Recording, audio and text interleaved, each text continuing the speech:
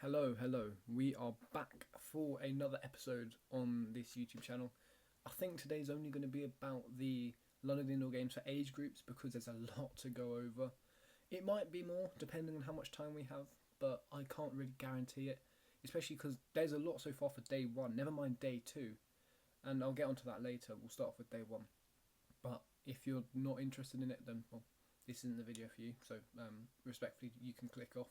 And if you do like that, then yeah, feel free to keep watching. I would love it if you did. But let's get into some of the content now.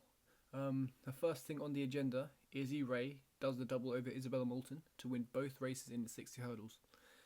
So, no personal best for either of them, which is fine. You don't need to personal best every race to be a good contender. But it really helps Izzy raise probably her confidence going into stuff like nationals. Because no, she's got those 2 wins over her, which she wasn't able to get at South England. So that head-to-head and she's Come on, Izzy! Come on, Izzy! Come on, Izzy! Go on, Izzy! Go on! Just there. Go out and be competitive, and someone from the year above might just edge her out a few times. What do I think is going to happen going to nationals? Really hard to tell. Because, I mean, Isabella Moulton's proven herself in championships, but you could also argue Izzy Ray now has the head-to-head over her, and also is the better, has the better time, and you can argue that she wasn't in the right shape to be competing at South England, so it's not really a fair representation of how good she is this indoor season. So if I was to go with my gut and who's going to win, I'll probably go Izzy Ray, purely because she has experience winning championships, and yeah, but I'm interested in seeing how this goes, because this could be very interesting. Alright, next up onto the men's hurdles. Caden Thomas took both wins in his first year of under-17s. Let me just remind you, he is the national champion in the under 15 80 metre hurdles. Was it 80 metre? Sorry, guys. Yeah, 80 metre hurdles. That's the thing about YouTube. You got to do everything off the top of your head. Yeah, 80 metre hurdles. Showing his work on the new hurdle heights and new spacing as well. Probably get used to when you try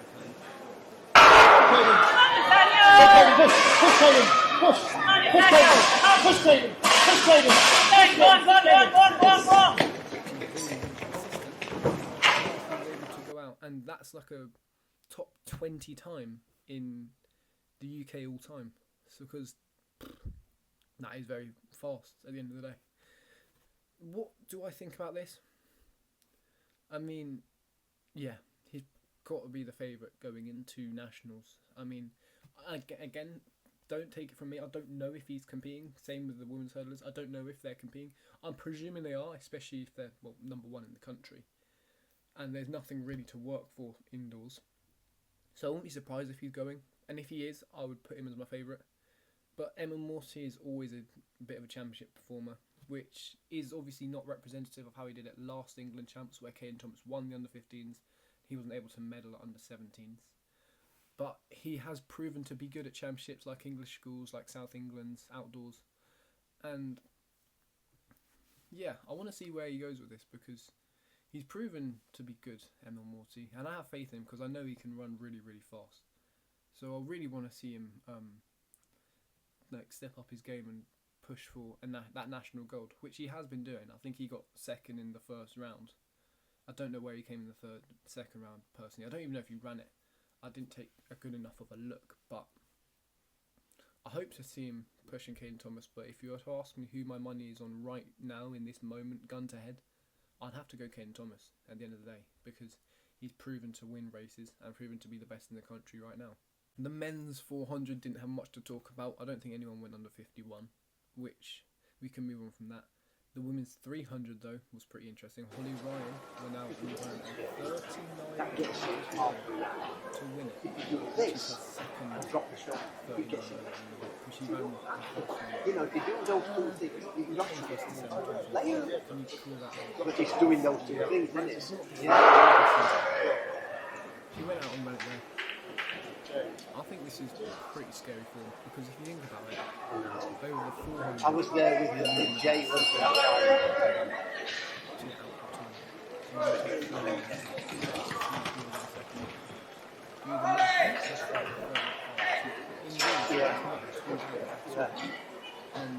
She would have done this year. She's proven that she can beat them. I'm pretty sure she's undefeated in this championship. She won at the first beat fit. I suspect that I'd say that probably did one sentence first.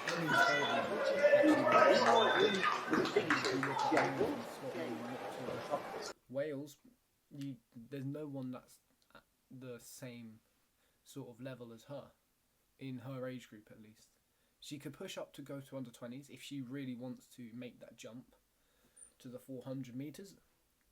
But, I mean, these are free medals, so it's more of a test of character to see if she'd rather go up, risk a medal, or risk a gold medal, and go to the under 20s and push herself, or stay in the under 17s, see what time she can run, and almost guarantee a medal unless she does something crazy like falls over. But yeah, I'm really excited to see where she goes because she's proven to run really well under pressure, really well in championships and in opens evidently, and she can run really fast because this is like 38 outdoor shape in January. Can we see her run a 37 outdoors? Maybe. It's not impossible because we've seen like Anne Branning do it. I mean, Lindsay McDonald back in 1980, for those of us who remember, was running 36s and going to Olympic finals at 16. So you never know. You never know. She can go on and run some fantastic times like 37s, and I don't see anything stopping her from going out and doing that. So it's interesting to see where she'll go from here. Next up on the agenda, and this might be the most unbelievable race of 2026 so far as youth races go. Annabelle Fasuba goes out and runs, wait for it, 7:36 as an under 17. That is so unbelievably hard to believe. Hopefully it comes up on the screen sooner or later. But she's in a different level. She's competing genuinely with the under 20s, a bit like Honor Roteng was and still is. Nevertheless, I'm not trying to say she's not. But I think Selena Bina Allo ran a 7:3, and that's a British record. I don't know if it's under 17 or under 20, but it's a British record nevertheless. Annabelle Fasuba was very, very close to that. Or she might have even, I don't think she surpassed it, no. But she's within milliseconds of it. So that's very, very interesting. Can she go out and win nationals? Well, yes, it's her title to defend at the end of the day. Actually, no, she won under 15 nationals. It's not a title to defend. Can she go out and win under 17 nationals? Yeah, I can see it happening. I mean, she's going out and running, again, 7.3s. If she can go out and run 7.3s after one race, if she can go and do something similar, even like remotely close to that for up in Sheffield for nationals, I don't see many people beating her. And she could go on and win, clearly. And is there anyone in Britain beating her? Hard to say. Because if you look up north, the only people really running 7.3s are Sophie Thomas in the under 20s. And if you look down south, the only people running 7.3s are like Karen Mayindu, who's in the under 20s, and Selena Bina Allo, who's broken a British record. So this is very, very, very scary form for her. And I want to see where she goes from this, because outdoors this could be incredibly scary. This could be like low 11s and pushing for UK champs maybe even. So I want to know where she takes this, and if she goes to stuff like the Youth Commonwealth Games and U18 Youth Championships, because she can. She's in the position to do so. And if she does go, where would she come there? Because she is ranked very high in Europe and the world. So it'll be very interesting to see. And finally, for the London Indoor Games, Pierce Spencer-Sims goes out in the 200 with the performance of the event and runs 22:27. And why I find this so interesting is because this race is obviously very fast, and it makes me think how he compares to his age group counterpart Jaden who competed in the under 20. Now,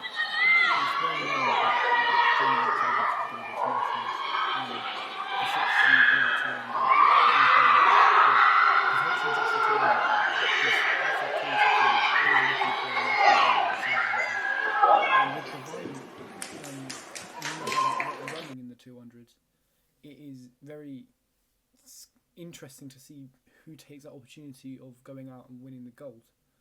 And I think it's between these two at the end of the day. And I think if Pierce does focus on the 60 and the 2, and Jane Robson was only focused on the 2, and who has a day of, doesn't have that day one of tired legs like Pierce might, he can go out and take him with, there's only a few milliseconds to make up.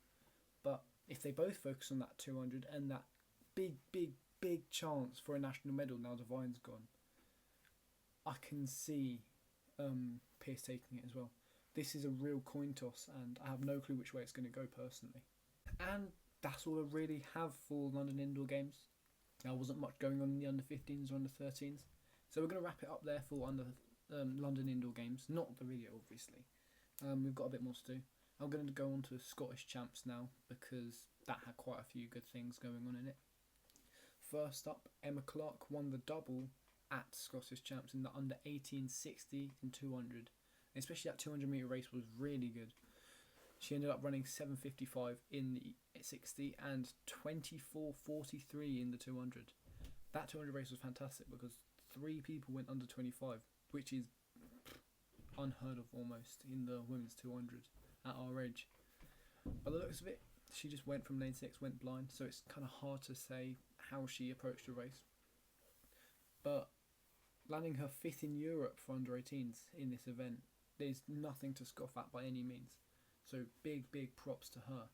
And alongside that, Cara Monticello was in that race. She'd run the hurdles earlier that day, winning that and getting 3rd in the 200. My apologies, in 24:98. She just missed Europe's top 20, but 24:98 would have been far off. That would have been in top 30 in Europe. So big up her. And I can't forget Esme Deacon as well, who came 12th in Europe and 2nd in this race. And shout out to her for the video as well. So big props to all of them.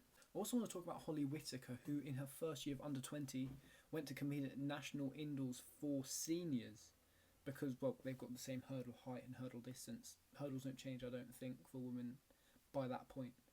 Nevertheless, she went out and ran a national record in the under 20 hurdles in her first year indoors, which, can we just talk about how hard that is to do? Because bear in mind, when you're running a new year for hurdles, you won't have different hurdle heights, but you might if you're a boy.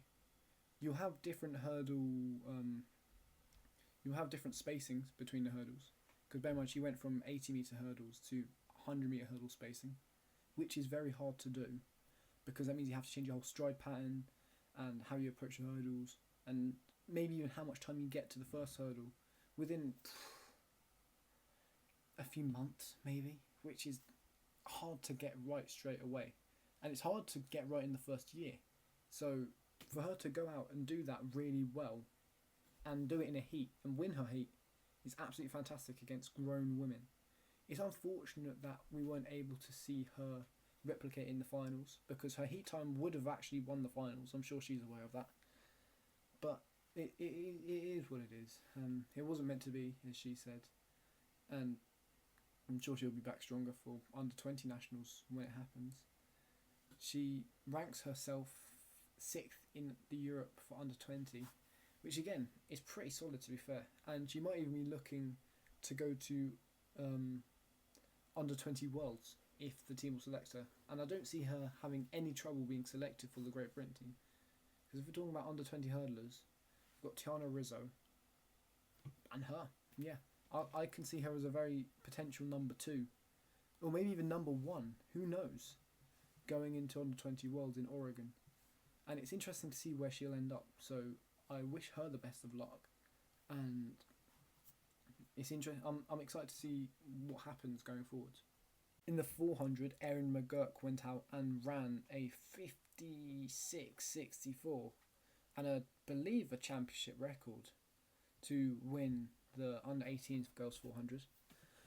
Now this is pretty good, to be fair, considering that she had to run 2 races in a day, and that's very hard to do when you attack a race real hard. Like, if you see some of her former races, she's gone out 26s to open up for 56, 57 400s, which is almost suicide pace. And to do that twice in a day is very, very, very hard. And she went 57 in the heats, and about 4 hours later went 56 in the final, which no one else had the legs. At the end of the day, is what I saw. No one else had the legs. She went out. She hit the bell hard. She hit the first 200 hard, got to the break first, and just held on.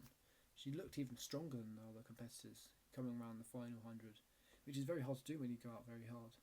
So big props to her. That lands her on the European rankings 16th, I believe. So it's interesting to see where she can go from here, because she says she thinks she can go in 55 shape, which is very quick. That lands you, depending on where you are in the 55s, that can land you a top 10, top 5 spot.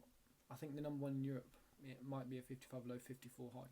So if she can go out and do that, that is very scary for stuff like under 18 Europeans and Commonwealth Youth Games.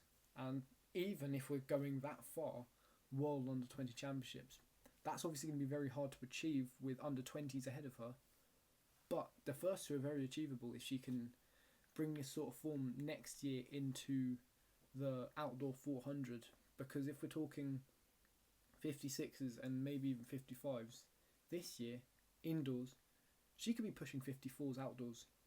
And it's interesting to see where she goes from here, honestly, and I'm excited to see it.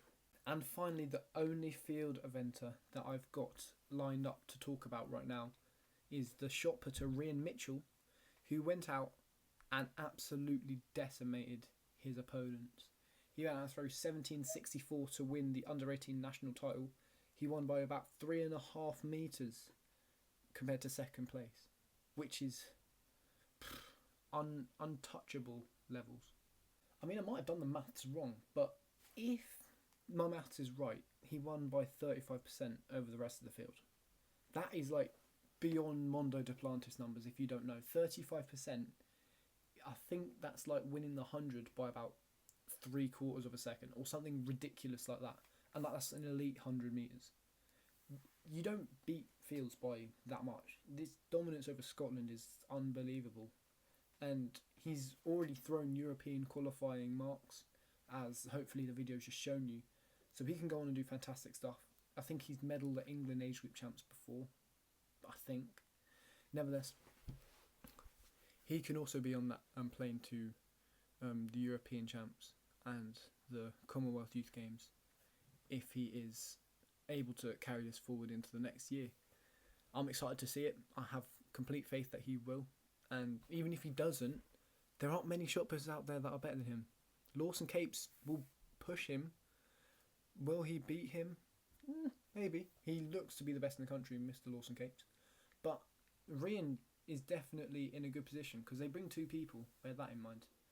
And I can see him definitely being that second person that they bring. So look out for him come the summer, because if he's on smoke, he can really be doing some fantastic things on the Europe and on the national level. And you already know what we do on this channel. When we are out of things to talk about the age groups, we talk about the pros, because that's what we love to hear. So let's start off with the New Balance Indoor Grand Prix, which started off, let me just adjust the mic, started off and ended off fantastically.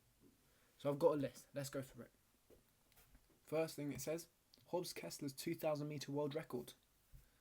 Very, very good race. They took it out at the suicide pace. I think what they did this meet generally was that they put the lights at a pace way beyond the world record. So it gives them a bit of leeway to with the lights, so they didn't have to beat them to break the world record, if you know what I mean. Because I think that's been proven to not work quite a few times. Last year outdoor, like in the men's 800, where they just put it on world record pace and they just wouldn't beat the lights. I think the leeway definitely helped them. But I think this one was a bit too much, because I'm pretty sure they took away the lights after a lap or two because of how unbelievably fast the pace supposed to be was. And they still took out a blistering pace. Like, I think it was 154 through 800, which you'd seen a 1500, never mind a 2000s. And wait, yeah, that is right. But obviously Hobbs Kessler sat behind Grant Fisher the whole race. I thought it would be Grant Fisher's race, honestly. And this isn't a bad race for him, because it's proven that he's confident enough to go to the front of fields.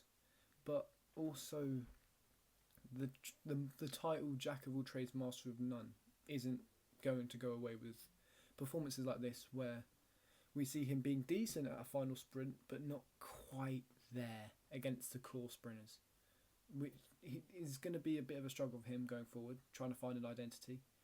But it seems to be working all right so far. But anyway, on to Hobbs Kessler. He ran the race in the way he probably should have as an 800, 1500 guy. He just took it on with about 100 metres left, and he absolutely shattered the record, so I can't say anything negative about it. So fair enough to the lad, and let's see what he can do from now. Hobbs Kessler is a world record holder. Next up, the 300 metre showdown. Oh. A few things to say. I think I could talk about every single athlete in this. There are only 4, so let's go through them. Trayvon Rommel in lane 3. Probably shouldn't have been in the race. If we're being real, he ran a 20.98 at 200 metres a few weeks ago. He wasn't in 200 metre shape, never mind 300 metre shape, as someone who's so good and a former world champion at the 60 back in Portland in 2016. He shouldn't really be pushing those longer sprints, but for whatever reason he tried to attack himself. He tried to attack it, to be fair to him. He was beefing with Vernon in the run-up to this event, which was, again, scary, considering it's a 300 and completely out of his comfort zone. But I don't know why he ran it, and I think he doesn't know why he ran it in hindsight now, and he says he's never going to run it again, which is fair. Just focus on those 1s and 2s and 60s. Vernon, on the other hand, in lane 4, I think he ran it really well, to be fair. When you've got the world silver medalist Jereme Richards and the 200 metre gold medalist from Worlds Noah Lyles on your outside, it's going to be a very hard challenge for someone who didn't even make the US team, as much as I love him, in the 400. So he did really well. He ran a personal best time, and it's one of the fastest times in the world this year, so fair enough to him. Noah Lyles, I wouldn't say he attacked it hard enough, because one of the characteristics of 200 guys going out and winning 300s is to just get out harder and faster than the 400s runners, because you can, and he wasn't quite able to do that. Maybe because Jereme and Vernon have pretty decent 200s themselves, but he wasn't able, for someone that's run 19.3 and 22 and 19.5s in more recent years, I thought he'd be able to attack the race a bit harder than he did, and it just wasn't able to show. And the 400 metre runners were able to catch him come the end, because he tied up naturally as the 200 metre runner running a 300 would, and Jereme Richards was just able to stay with him and go out and run a 32 flat, 32.0, I think, which again is one of the fastest times of the year. So big props to Jereme Richards. And last thing, people have been saying that it looks like Noah Lyles eased down at the end. I wouldn't say he eased down. He's a 200 running the 300. He didn't ease down. He tensed up, is what I'd call it. He just got tired. More tired than the 400 runners, which is what you'd expect in a 400 race, in a 300 race. So you can't really blame him. I wouldn't say he did anything wrong in the final stages of the race. It's just more how he opened it up. The next thing is Josh Hoey's 800 metre world record. Wow, that was a good race. Obviously really nice to see his brother pacing him to the 600 earlier in the year and the 800 world record yesterday. But there was nothing bad to say about it. I mean, he ran 1:42.5 indoors. That is absolutely ridiculous. I don't even know what that equates to outdoors. Who really knows in the 800? You can only really calculate up to the 400. From there, it's just guesses. Anyway, he went out 50.0 in the first 400, which is, well, it's not fast. Let's just not beat around the bush. It wasn't a fast opening 400. Not world record-esque pace, but he was able to close, which is all you can really ask for when you've opened up at an alright pace. It's always fun to watch Josh Hoey run. He's one of my favourite 800 metre runners, and it's fantastic to see him breaking world records like this all the time in these events. I want to see him go forward. I want to see him bring this forward into outdoors, which I think is a huge problem with Josh Hoey, because we saw it last year, where he was able to run really well indoors, become the world champion, and then he burnt out by the time that US Trials happened. He got a nice recovery win late on in the Diamond League, but the Diamond League final, another burnout. which I think might be happening this year. Maybe. I hope not, because again, I love him. He's probably my favourite 800 metre runner. Yeah, probably my favourite 100 metre runner. So I really, really don't want this to be the case. But I think he might have done it again, which doesn't matter too much because it's 2026. Not much is going on for Americans in 2026. But I don't want him to do that thing where he blows out and isn't able to run as fast as he potentially can outdoors because he wants to focus on cementing his indoor legacy. But only time will tell again, and I hope I'm wrong. And finally, the final topic. Eventually, we got here. But it's Dina Asher-Smith winning the 60 metres, her second 60 metres of the season, in a 7:08, which is promising. Very promising. And why do I say that? Because if we look at like Amy Hunt, who's probably who's been the best 60 metre runner, that's run 60s from the UK. Didn't really perform at UK Champs last year, but did perform at Europeans and Worlds especially.